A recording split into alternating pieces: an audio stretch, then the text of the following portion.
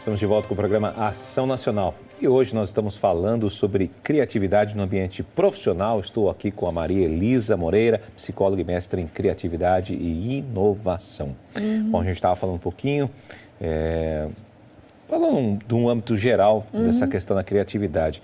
Agora, como trabalhar essa criatividade nas equipes, né? Assim, porque quando você traz isso para uma equipe de trabalho, ou sei lá, o que você exerce com uma equipe, existem umas pessoas mais criativas, as outras não, né? E como é que a gente vai lidando com essa situação? Eu acho que o grande desafio da maioria dos líderes hoje, se a gente pudesse trazer um dos, né, que eu acho que são grandes desafios, é fazer com que a equipe produza algo que tenha relevância dentro daquele contexto de trabalho. Muito talvez pela pressão do dia a dia, muito pela pressão da questão da produtividade, as equipes acabam queimando, né, pulando algumas etapas do processo criativo. Então, a gente falou anteriormente de algumas etapas. Tem equipes que elas, às vezes, nem levantam a hipótese do problema e já vão direto querendo caçar as ideias, como se fossem borboletas soltas por aí. As ideias não estão aí. As ideias, elas vêm para dar uma resposta a alguma questão. Problemas. Então, eu acho que as equipes, e aí é um papel fundamental do líder, é ajudar a equipe a levantar quais são efetivamente as questões que nós precisamos resolver. Porque aí o foco da equipe vai ser um foco mais direcionado, a equipe vai estar mais alerta aos sinais para a resolução daquele determinado problema. Então, só ter ideias talvez não seja, olha, queremos ter ideias. Não sei se a pergunta começa por aí, né? Talvez a pergunta que o líder tenha que propor, Júnior, seja, qual é a questão que nós queremos resolver? Então, acho que né, virar aí umas páginas anteriores, né? E se perguntar o que nós queremos fazer e qual é, de fato, o problema que nós queremos solucionar. Porque só querer ter ideias, eu acho que a gente parte de um nível aí que é gerar muita pressão na equipe e ela vai se sentir, obviamente, desmotivada porque não tem ali ideias para quê. Agora, se existir um porquê, se existir um sentido, a equipe se sente muito mais motivada. Então, eu brinco, né, assim, nos meus workshops, nas palestras que eu dou, que o líder ele tem um papel fundamental. Ele tem que estimular a discussão, ele tem que estimular a transmissão de ideias entre as pessoas. Só que isso começa numa base de sustentação que se chama relacionamento e clima. Se a equipe não tiver num clima muito bom, se as pessoas não têm empatia uma com as outras, se não é um clima saudável, amigável, não vai ter de fato como levantar problema. Aliás, o problema vai ser justamente esse, né? E às vezes até as soluções criativas podem até surgir para resolver o clima da equipe. Até uma hipótese aí em relação ao trabalho que um líder possa fazer. Mas eu acredito muito nisso. É papel do líder estimular a criatividade, sim, fazendo com que a equipe seja produtiva, mas ele tem que cuidar muito da base dessa estrutura. Se eu tiver uma equipe onde as pessoas não se conversam, onde não há onde o clima, de fato, as condições de temperatura e pressão não estão adequadas, você, na verdade, ao estimular o conflito, você vai estar estimulando o confronto, e não necessariamente é isso que você quer. Não né? É essa a ideia. São dois, apesar de na língua portuguesa nós temos essas duas expressões às vezes significando a mesma coisa, para mim, até pelos autores que eu tenho como referência, conflito é bom, necessário, saudável para que a equipe produza. Confronto não, confronto é briga, é clima ruim de trabalho, e o líder tem que estimular o contrário, né? Ele tem que fazer de fato com que a equipe conflite, dialogue, teste ideias, teste hipóteses. Então, assim, eu acho que o papel do líder neste momento é muito mais de... primeiro que ele não tem que dar todas as ideias, ele tem que fazer, ele tem que fomentar, né? Ele tem que estimular as pessoas a pensarem juntas. E aí ele vai aprender algumas técnicas para isso, né? Ele não pode simplesmente... E aí, pessoal, vamos colocar ideias na caixinha de sugestão, né? Quer dizer, já começa por aí. É uma técnica que não vai resolver, né? Quer dizer, eu colocar uma ideia numa caixinha e aquela caixinha não virar nada... não resolve também. Então, criar um bom ambiente onde as pessoas se sintam confortáveis em expor o que elas estão sentindo, confortáveis em colocar os problemas transparentemente. Eu acho que esse é o primeiro passo e é um caminho difícil, não é um caminho fácil, né? Então, se o líder quer ter uma equipe criativa, ele tem que deixar os problemas muito abertos, ele tem que deixar as questões muito transparentes. Então, aí ele vai ter uma equipe que pense de forma muito elevada em melhores respostas. Então, se eu der problemas básicos ou problemas velados, a equipe vai me trazer soluções triviais, veladas também. Agora, se eu coloco o problema real, as questões reais, a equipe ela se sente desafiada a fazer algo diferente. A importância de entrar aí a verdade, né? Eu acho que é um fato importante. Você está falando a verdade, você está não escondendo as coisas, fazendo de conta, obstruindo informações. Acho que aí é uma clareza dos fatos. Total. Né? Quanto mais claro, né, o líder for, certamente melhor será a condução dele numa equipe. Então, se ele quer ser um líder que estimula a criatividade, ele tem que, de fato, ter um relacionamento muito, muito bacana com a equipe e deixar que as coisas fluam, né, de uma maneira muito tranquila e muito natural. Mas ele tem que fazer algumas intervenções. A primeira delas é, qual é o problema? O que queremos resolver? Quais são os nossos desafios? Pode ser desafio de mercado, pode ser desafio até da própria convivência na equipe, pode ser o desafio da melhor otimização do espaço de trabalho. Existem questões que podem ser resolvidas, né? O líder sozinho, ele não faz nada. É o nós aqui, a primeira pessoa do plural, né? É um coletivo. É mais difícil?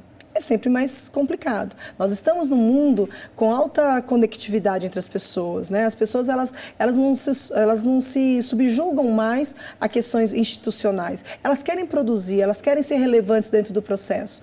Elas estão altamente conectadas e muito bem preparadas. Se o líder não souber lançar a mão disso, ele pode perder a mão da equipe ali, né? Então, é uma coisa importante perceber que existe uma interdependência entre as pessoas são únicas, elas são indivíduos singulares, que têm suas histórias de vida, que têm suas contribuições, e o líder que souber orquestrar, como um grande maestro, essas diferenças, ele de fato vai ter uma equipe muito, que a gente chama até de equipes de alta performance, né? Quer dizer, é o líder que consegue fazer isso, fazer com que a equipe traga soluções, não é ele impondo soluções, né?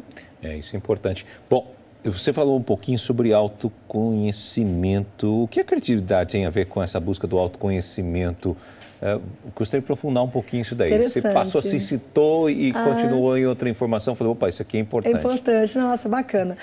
O autoconhecimento, ele é o centro, eu que trabalho com formação tanto de equipes quanto de líderes no espaço organizacional, é um dos grandes temas dentro do mundo corporativo, e acho que na nossa própria vida é o quanto que a gente se conhece. Para tudo, né? Para tudo, né? Acho que assim, o quanto que a gente se tem nas mãos, fala quais são as minhas qualidades e quais são os aspectos... Você ter um relacionamento, casal... Nossa, total, com os amigos, quer dizer, quais são os pontos que eu tenho de melhor e aquilo que eu preciso, de fato, naqueles aspectos que eu preciso aprimorar.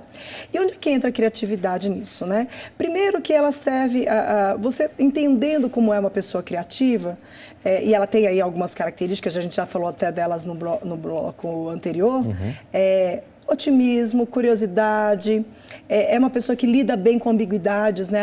Ela consegue lidar em ambientes que eventualmente não estejam tão estruturados, ela tem características pessoais de determinação, de perseverança, de disciplina. Então, existem algumas características que são das pessoas tidas como criativas, né? Lembrando que todos nós podemos ter essas características, algumas mais, outras menos. Aí o que acontece? A hora que eu olho para essa lista de características, é claro que ninguém precisa se moldar a ninguém.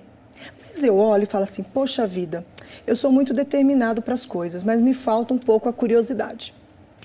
Não deixa de ser um elemento de autoconhecimento, saber que você é determinado, mas que eventualmente você precisa ser um pouco mais curioso, um pouco mais ousado. Então, quando a gente traz a criatividade para perto do autoconhecimento, nós estamos trazendo a criatividade para perto de uma das dimensões, que é a pessoa. O quanto que a pessoa está, de fato, comprometida no seu desenvolvimento pessoal, tendo ali algumas referências, alguns parâmetros de características que a gente entende que são características pesquisadas por diversos autores, né, e que são elencadas como referências ou parâmetros para se desenvolver individualmente. Então, eu vejo muita criatividade próxima disso.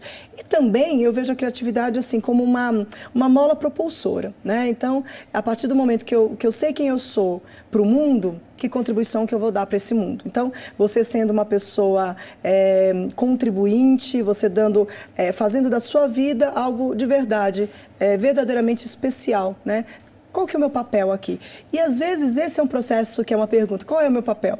E você vai sendo criativo para buscar essa resposta. Então o autoconhecimento ele tem essas duas facetas. Uma, você entender como são as características das pessoas criativas e tentar, obviamente, buscar em você esses recursos internos, que todos nós temos recursos maravilhosos, e também se desafiar a partir da criatividade. O que é que eu posso fazer com os recursos que eu já tenho?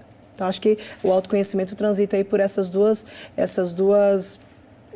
dimensões, não? Mais ou menos por aí. E quando tem uma equipe meio imatura, né? Está faltando maturidade para essa equipe, como é que eu vou lidar com essa situação?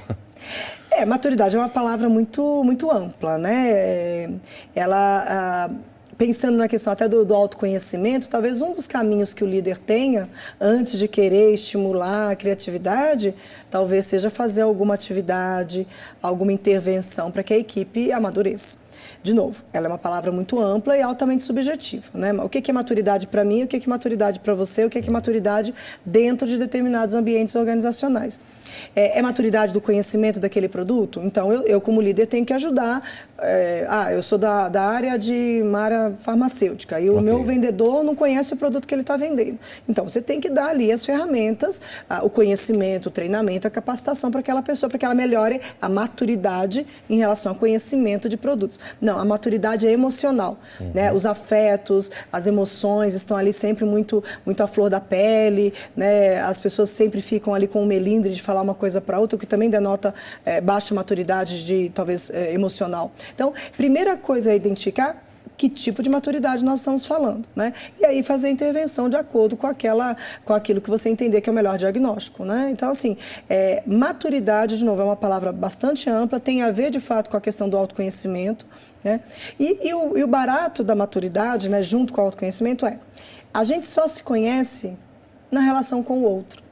Se a gente falar assim, poxa vida, eu vou morar agora numa floresta isolada, né, no alto de uma montanha isolada de todo mundo. Pronto. Para evoluir, né, e me autoconhecer.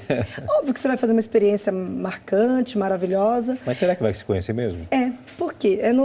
Meio que no acotovelar do dia a dia, né, nas coisas que eventualmente agradam ou desagradam, nas relações com os meus pares, com os meus subordinados, com a minha família, companheiro, companheira, enfim, com filhos, né? Então, assim, é ali que a gente se conhece. Né? Porque enquanto a gente não tem um embate com o outro, né, você não se percebe, né? Então, de novo, eu volto aí ao nós, né? Nós estamos o tempo todo conectados uns com os outros e é esse processo de conexão que nos garante também um bom processo de autoavaliação, de autopercepção, de autoimagem, a minha imagem perante a de outras pessoas e autoestima, obviamente, né? Então, a autoestima ela é fruto de autopercepção e é fruto de autoconhecimento. Sem autoconhecimento, pode ser que a autoimagem fique um pouco distorcida. Eu acho que eu sou de um jeito, quando na verdade eu sou de outro. Então, essa tríade, né? Autoconhecimento, autopercepção e autoimagem fazem muito sentido aí nesse processo e o líder pode ajudar muito a equipe nesse caminho, sim, com certeza.